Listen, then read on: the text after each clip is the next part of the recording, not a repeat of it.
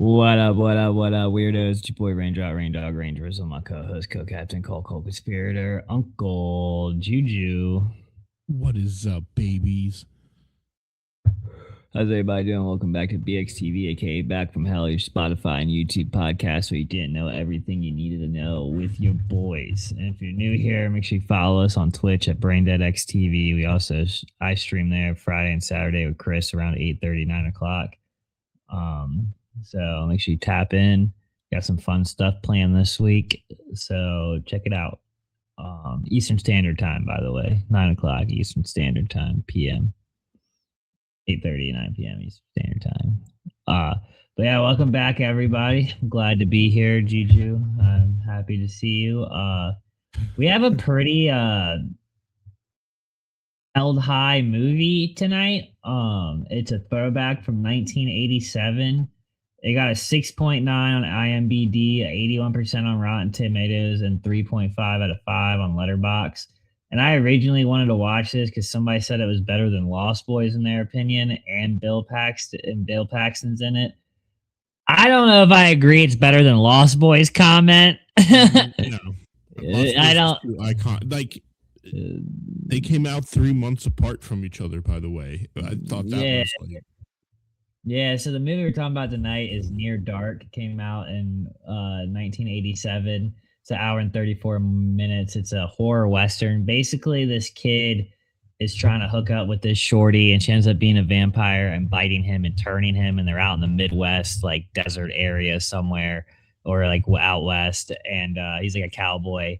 Basically, she brings him into this bandit of vampires, and they're just killing people and trying to convince him to kill somebody and turn him. And his dad's chasing him down, apparently looking for him, and ends up being a whole standoff. I mean, it was a good movie. Just, I have to ask, did you watch it on YouTube as well? I did. Okay, so 2 complaints I had on my TV for YouTube. Sure. One, the movie was way too fucking dark. I don't know if that's just like the movie or if that is because of YouTube's like version of it. And 2, their heads were occasionally cut off on the TV. Ooh, okay. So I like the good person I am. I watched it on my phone. So it was like in widescreen for me. So like I didn't have that issue, but I'm pretty sure if I had put it up on the big screen, it probably would have been like, oh, what the fuck, internet? Yeah, there was like certain scenes where I was like, I can barely see this shit, dude.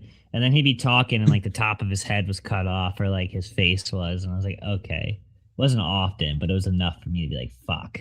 So maybe watch this somewhere else. It is like a $30 VHS, which also made me think I was going to fuck with it way, way more than I did. It had a budget of $5 million, which I feel like you can tell.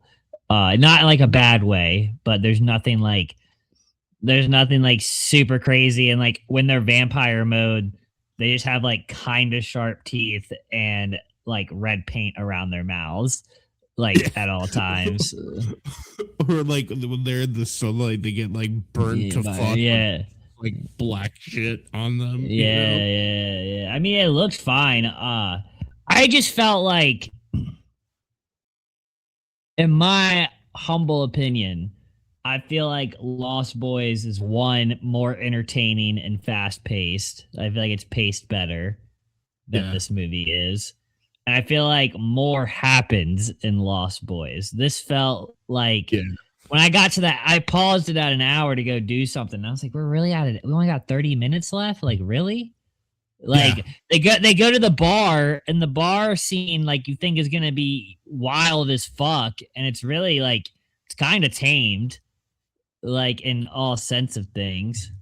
Well, I was thinking about this like while I was watching the movie, is that like we've seen this like bar setup before in other Western horror movies, so it's like you kind of.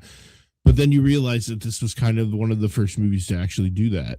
So it's kind of like, all right, well, hats off to you, but still, like, I've seen it better. That's what I'm saying. Dust Till Dawn is one for like Dust from Dawn is like the prime example. Like they did that perfect. But I mean, it was still a fun movie. It just like I feel like it got overhyped for me, and everybody on Letterbox was really hyping it up, and I just like I got to the end and I was like, what did I miss? You know, like Yeah. what did I miss to be like this is like a huge monumental vampire movie. Like I almost bought it on VHS to watch it, and I'm glad I didn't now because like I don't really want to spend $30 on this movie. It's kind Like, of better watched on YouTube for free. yeah, yeah. Like I think I would have been more distasteful towards it if I spent more money on it. You know, like the fact that it was free, I'm not harshing it too bad because it's like whatever. I watched it for free. Like came out in '87. Like it has I its think tiffs. I think the best way to describe it is this was your quintessential throw it on cable TNT movie that came out in like the 90s, you know, the early days of 87. cable. Well, I'm saying Yeah. like the early days of Oh, cable. oh yeah, yeah, yeah, yeah, yeah, yeah. I got you. You've Yeah, seen for this on sure. like 20 times, you know? Yeah, probably. I don't even know though. They'd probably only put it on at night or some shit or on Saturday afternoons because it's a horror movie. Yeah. Like, that's how they did it back then. It was like late night, and I think Saturday afternoons after cartoons and something they would play horror movies. I do remember hearing that from a few people. But I mean everybody did a good job. Like it wasn't like the acting was bad or like I hated anybody. Like I thought it was good. I just feel like there was so much more that could have happened and it didn't. So it's just This movie made me want to go back and watch Aliens again because you had Lance Hendrickson who played Bishop, you have Jeanette Goldstein who played Vasquez, who, by the way, yeah. yes, he's not Puerto Rican, but like way to represent, you know. And you had Bill Paxton, who, for most of his career, I don't think he ever played a bad guy except for this. Yeah. And he was good. He was good. I Yeah. appreciated him in it. And Uh, one thing too that I really appreciated is the fact that like at one point in time did anybody say vampires or did like crucifixes and holy water come into play? It was just like, what is shooting. this thing? Yeah, these these vampires really like guns. Like they really like revolvers and shotguns and fucking I was gonna say, what's up with like the 80s and 90s giving vampires guns? Because John Carpenter did it too in Vampires. yep. Fucking what's his name is just like yelling the whole time because remember we had to keep turning it down because like when they start shooting it was like because it's like practical effects so it's like loud as fucking shit compared to the rest of the movie on like tape back then so it's just like I remember us in the basement being like god damn we turn it up because we can't hear him talking and then like as soon as whatever that James whatever who is that was it Voice of Hades? What was his name? James Woods. Yeah, it's fucking James Wood in a leather vest the whole time with a gun. like, I mean, like, and which also, honestly, like, dude, can I say something real quick? sure. The aesthetic and the costumes were better in this movie, but I'm gonna go ahead and say I would probably pick to watch Vampires again over this by John Carpenter. It's just more exciting of a movie. And it's also like a daylight vampire movie. like Yeah, that's also really like one of the weird funny things about this movie is it's supposed to no, be this weird, and vampires. yeah.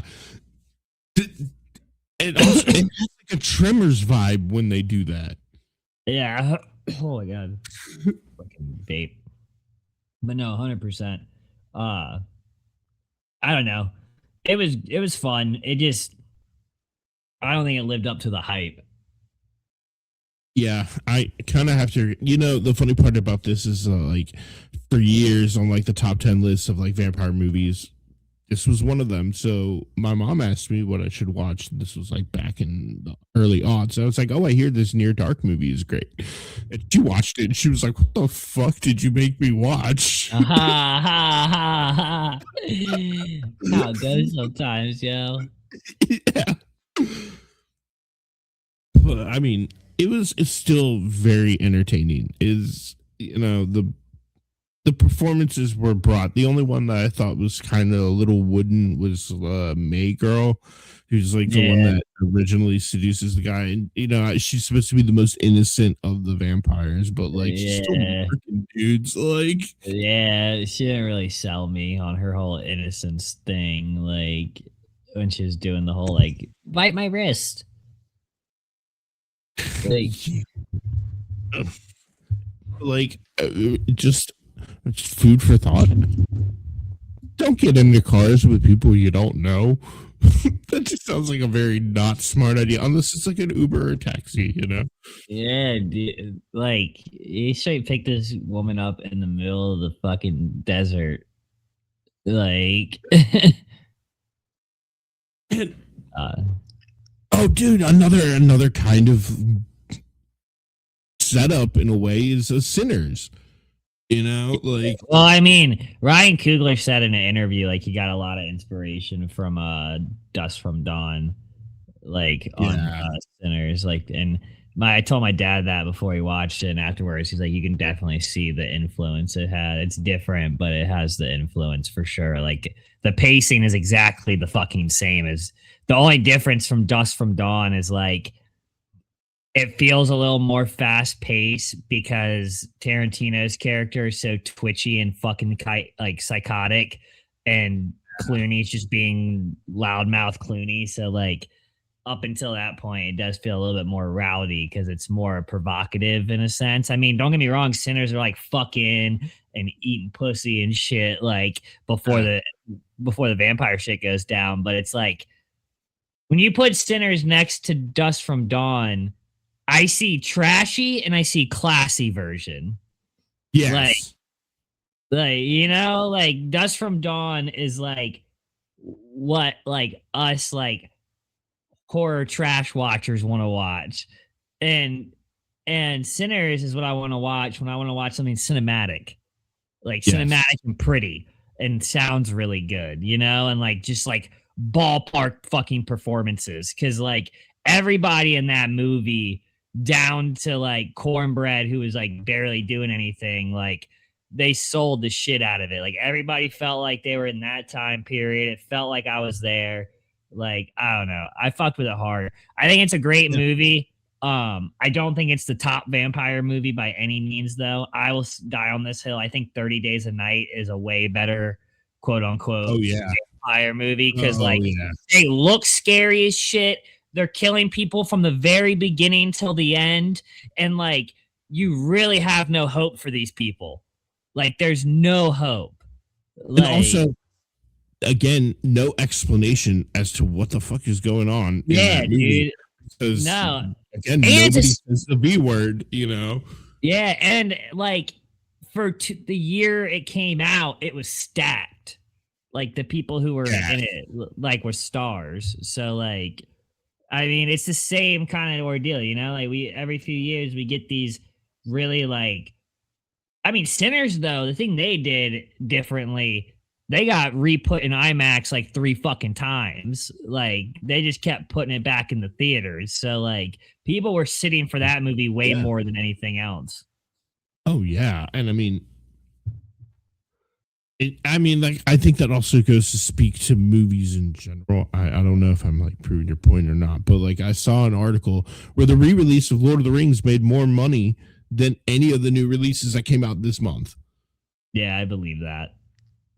So like, and also like there's a thing to be said about when a studio actually gives production values to a movie like this, especially Near Dark, because the comparison could be made to The Lost Boys. Well, The Yeah. Lost Boys had a bigger budget and a studio that cared. This movie was made by Dino De Laurentiis, who was going bankrupt at the time. Okay. So there was Yeah, no like, his last shot yeah, at it kind of thing. yeah, and it died a horrible death in theaters. Yeah, I believe that. I believe that.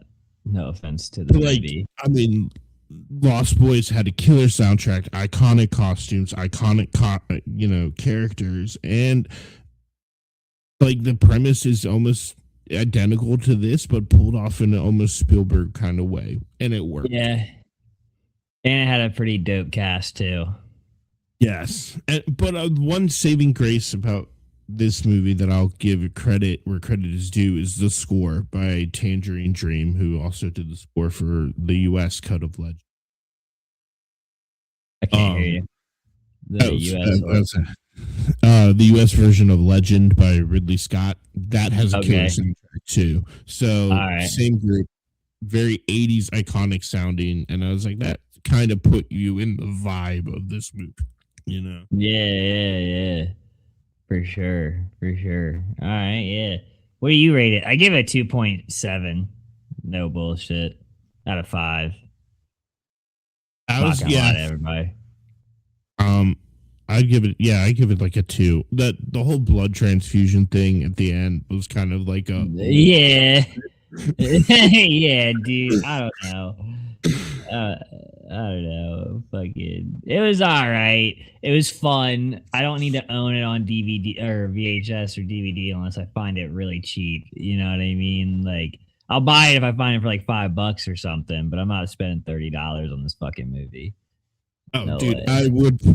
I would probably watch this if I was in a bar and they had it on the Sci-Fi Channel on like a Saturday night. Yeah, exactly, dude. It's one of those movies. Like, I don't know. You been watching anything else? I actually binge watched The Lord of the Rings. Oh, nice. Yeah, it still holds up in my opinion. It's, I think, probably one of the better movies ever made for its era. I don't think we'll ever see the likes of it again. They tried with The Hobbit, but it just, no. I disagree with you. I like The Hobbit, and everybody else I talk to thinks The Hobbit holds up to The Lord of the Rings. So I personally think that's a personal opinion. I don't think that's I think you might be a minority on that. I don't think it's as good as Lord of the Rings. I don't think it's as good as Lord of the Rings, but I think part of your troubles is you want it to be Lord of the Rings, and it's not ever gonna be. Nothing is. So you have to accept that on the dot. Just like all these Star Wars fans who think, like, I don't know, dude. That's my personal opinion. Okay. I think. Congratulations, Critical Drinker actually got something right. Kathleen Kennedy retired from Lucasfilm. Who knew? It finally came, and guess what? Nobody cares. Yeah. Yeah, I mean, it's whatever. Fucking, I ain't watching this. I watched the prequels, but that's about it. I honestly, I wouldn't give those sequels. Force Awakens, all right. Last Jedi, I appreciate it for what it was, but I also had a theory behind that. Yeah, I saw the first two, and I saw the first two of my dad in theaters, I believe, and that was it. I know I definitely saw the first one that came out with fucking what's his name playing. He had the sword type lightsaber. I got Adam something. Adam yeah. Yeah, I didn't really dig him too much, but it was all right. You know what's funny is that, like, my kids, that's the Star Wars they know. Yeah, I mean, well, dude, because like, I just gotta let it go. Like, you don't understand. You miss this point every time I say it. These movies are not being made for you. They're being made for your kids in that generation. They don't give a fuck if you like it. They give a fuck if the person who's going to be old enough to buy all the merch in 5 to 10 years fucking likes it. You know what I mean? Like, I mean, you'll still be buying the merch for a kid, but like, they'll be the ones being like, yo, I want that shit.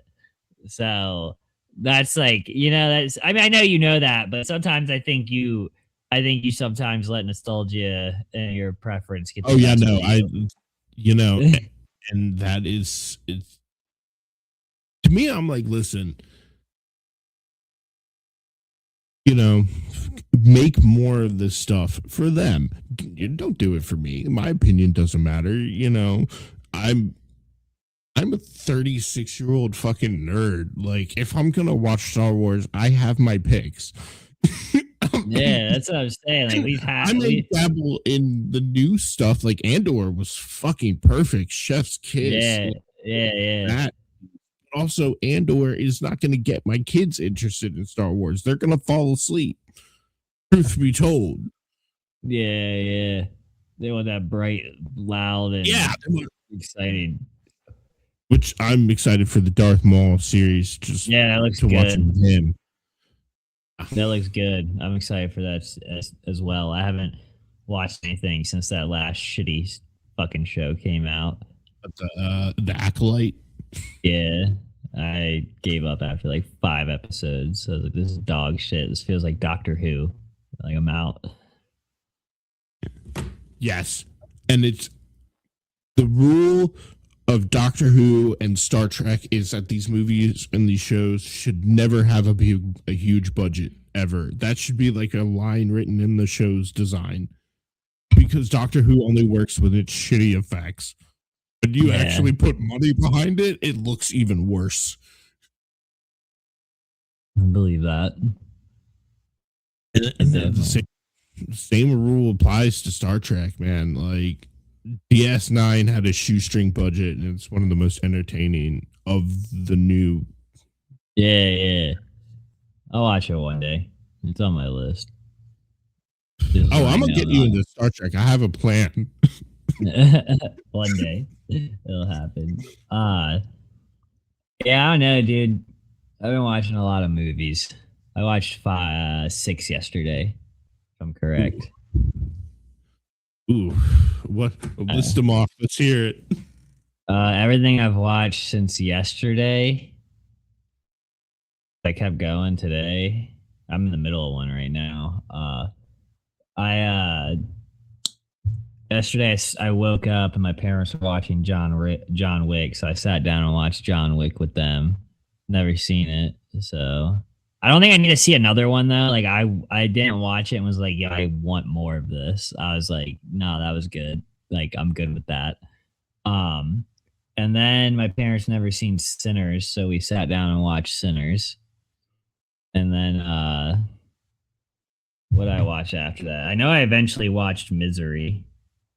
Ooh, that's I put on Peter Jackson's King Kong after Sinners. Nice. Yeah, and then I watched Misery, and then I watched Near Dark, and then I went to bed to Snake Eyes with Nicolas Cage and woke up and finished it. 1998 movie where he's like a cop at a and then I watched the original Nightmare on Elm Street on VHS. Yeah, the original, the 84 one. And then I watched Monster House tonight. And then I'm in the middle of Lake Placid right now. I'm at the end of it. Lake Placid was like one of the first like man versus nature movies I was allowed to watch. Yeah. Like, I get it. I mean, it's because it's like slightly tame, but they are showing like people get ripped in half and their heads coming off and like animals getting munched. So like it is entertaining and it's slightly funny, and Betty White's in it. So like it's a win-win. It's like a $2 to $5 tape, which makes no sense because it's decent. I guess it's because they made so fucking many of them when it came out. Yeah. Everybody had it because like every Whatnot stream you get in, somebody has a copy of it for sale. It's like that in Anaconda. I don't see Anaconda as much as I see that. Fair. I'm just saying, like, I'm in a lot of Whatnot streams. I don't see many people pull Anaconda out. I see a lot of people pull out Lake Placid. Like, a lot of people. Like, everybody must have bought a copy of that shit when it came out, because what the fuck? I'm pretty sure we VHS taped a VHS tape of Lake Placid. Yeah. Like, everybody did. I understand. Hell yeah, dude. Well, you got any thoughts and opinions before we wrap it up? Yeah, stay safe out there, guys. It's nasty. You know, it's the winter. We got a couple more weeks of this, and then we'll be in the clear to spring. Yeah, Hopefully, November will roll around, and everybody will do. I don't know. I don't have yeah, high hopes. I really don't. But yeah. stay Uh, safe, y'all. yeah, everybody stay safe. Remember, never offended, always recommended, and later. Later. Oh, wait, and hit and record. Okay, later.